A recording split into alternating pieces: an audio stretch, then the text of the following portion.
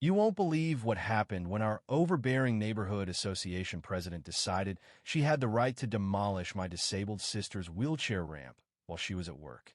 But what this power-hungry woman didn't realize was that my sister wasn't just any homeowner.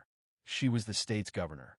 And this was about to be the worst mistake of her life. It all started with a bright red violation notice taped to our front door. I felt my blood boil. This was the 5th notice this month, all targeting the same thing, my sister Maya's wheelchair ramp. I crumpled it up and tossed it into my growing pile of threats from Lorraine Baxter, the self-important head of the Maple Grove Homeowners Association. As I stood there fuming, I heard the soft hum of Maya's electric wheelchair rolling up the ramp behind me. "Another love letter from our friendly neighborhood dictator?" she asked with a tired smile. The exhaustion on her face was clear. Between her intense new job and the lingering pain from the accident that put her in the wheelchair 6 months ago, she barely had time to breathe. But she never complained, not about work, not about her recovery, and certainly not about Lorraine's relentless harassment. You'd think running this HOA would keep her busy enough without her micromanaging our house, I muttered, peeking through the blinds. Sure enough, Lorraine was standing in her driveway, phone in hand, snapping pictures of our ramp like she was collecting evidence for a high-profile trial. Her platinum blonde bob and overpriced athleisure outfit didn't soften the pure malice on her face. I remember the day we installed the ramp. We did everything by the book, hired a licensed contractor, got city permits, and even painted it to match the house trim. But before the cement had even dried, Lorraine had shown up waving the HOA rulebook like it was a court order.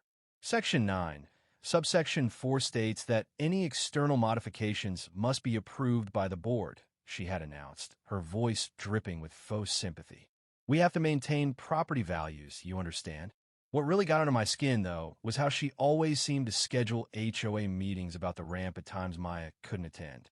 Not that Maya had time for those petty games. She was too busy running an entire state. Yeah, that's right. My sister isn't just some random homeowner. She's the governor. But we had kept that quiet in the neighborhood. Maya wanted some semblance of normalcy while she recovered. Then last week, I caught Lorraine outside at sunrise, measuring the ramp with a tape measure like a crime scene investigator. When I confronted her, she gave me her usual smug response. She was just doing her duty as HOA president. That's when I started documenting everything. Screenshots, recordings, saved notices. I had a whole folder of evidence, just in case. This morning, things escalated. As I helped Maya into her car for her physical therapy appointment, I spotted Lorraine speaking with 2 men in suits on her lawn.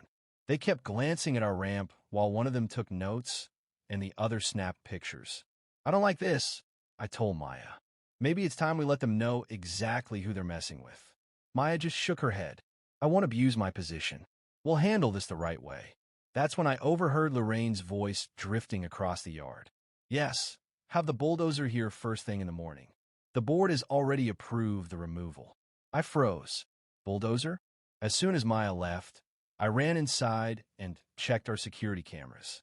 Then I pulled out our paperwork. What I found in those documents changed everything. The next morning, I was halfway through breakfast when I heard it, a deep rumble that made my stomach drop. My spoon clattered against the table as I bolted to the window. A bright yellow bulldozer sat in our driveway. Lorraine stood front and center, her infamous red blazer gleaming in the sun as she pointed at the ramp like a general leading a battle charge. 2 workers in orange vests were measuring, jotting down notes, preparing for demolition. I grabbed my phone and ran outside, hitting record. "What do you think you're doing?" I demanded, my voice shaking with anger.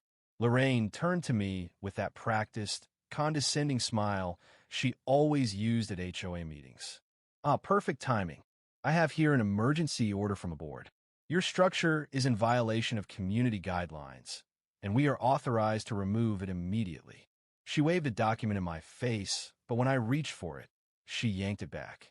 I took a deep breath, channeling the calm Maya always used in press conferences. "We followed every regulation. We have city approval. The city isn't the HOA, dear," she smirked. "And this ramp? It's an eyesore. It lowers property values. It disrupts the aesthetic." Behind her, The bulldozer's engine revved. My heart pounded. "This is illegal," I said firmly, pulling up our digital property records. "You can't just destroy private property without due process." Lorraine's laugh was sharp and cold. "We sent you a notice 3 weeks ago. Certified mail. You signed for it." She produced a paper with a signature I'd never seen before. Panic rose in my chest. I dialed Maya. Straight to voicemail. She was in an all-day budget meeting. I tried her assistant. No answer. Meanwhile, the construction crew started setting up cones. I noticed one of the workers hesitate, checking his clipboard with a frown. I stepped closer. "If you go through with this, you'll be facing serious legal consequences. This is a violation of the Americans with Disabilities Act." Lorraine's fake smile faltered for the first time. "The HOA is exempt from..." "No, HOA is exempt from federal law." I cut in loudly. Across the street, lights flickered on. Our elderly neighbor, Mr. Ramos, peeked out from behind his curtain. Then he disappeared, only to return a moment later, holding a camera. The bulldozer roared to life, its blade lowered. And then, sirens. Lorraine didn't see them at first. She was too busy grinning, basking in her so-called victory. But I did. 3 black SUVs turned onto our street. Red and blue lights flashed. Lorraine's expression morphed from triumph to confusion to outright fear. State police cars pulled up. Doors opened. And then, in the dead silence, the back door of the center SUV swung open. Maya rolled out, flanked by her security team, wearing her official governor's blazer. "Mrs. Baxter," Maya called out, her voice strong. "This became a state matter the moment you violated federal disability laws." Lorraine's face drained of color. "Oh, and one more thing," Maya continued, pulling out her phone. "That ramp? It's state property." Lorraine barely managed a week. "State property?" "Yes," Maya said coolly, tilting the screen toward her. "Would you like to see the deed? Or should we start with the ADA violations?" Lorraine opened her mouth, but no words came out. And just like that, her reign over the neighborhood came to an abrupt, humiliating end. Lorraine stood frozen, her carefully curated authority crumbling before her eyes. The once smug president of the Homeowners Association, who had spent months scheming against us, was now speechless in front of the entire neighborhood. The tension in the air was thick as Maya wheeled forward, her security detail forming a protective line behind her. She wasn't just my sister anymore. She was the governor, the most powerful person in this entire town. And Lorraine? She was just another small-time bully who had finally met her match. "You not only destroyed an accessibility structure," Maya continued, her voice sharp with controlled anger, "but you did so under false pretenses, without legal authority, and in direct violation of federal law." Murmurs spread through the gathered neighbors.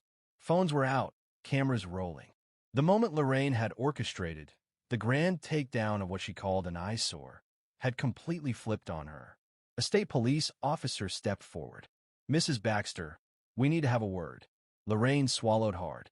I was just following HOA regulations," she stammered, her gaze darting around, looking for an escape. "I have the paperwork." "That's funny," Maya cut in smoothly, "because according to the state attorney general, what you did qualifies as willful destruction of property, discrimination under the Americans with Disabilities Act, and trespassing." The color drained from Lorraine's face. Behind her, the workers who had been preparing to demolish the ramp stood frozen, realizing they were part of something much bigger than an HOA dispute. One of them took a step back, quietly tucking away his clipboard. Then came the moment that would be replayed over and over in viral videos across the internet. Lorraine, the once untouchable HOA tyrant, was escorted to the back of a police car, her perfect suburban image shattered. As she was driven away, Maya turned to me, shaking her head with a tired smile. "Well," she said, "I guess that's one way to handle property values." And just like that, the neighborhood finally got its peace back.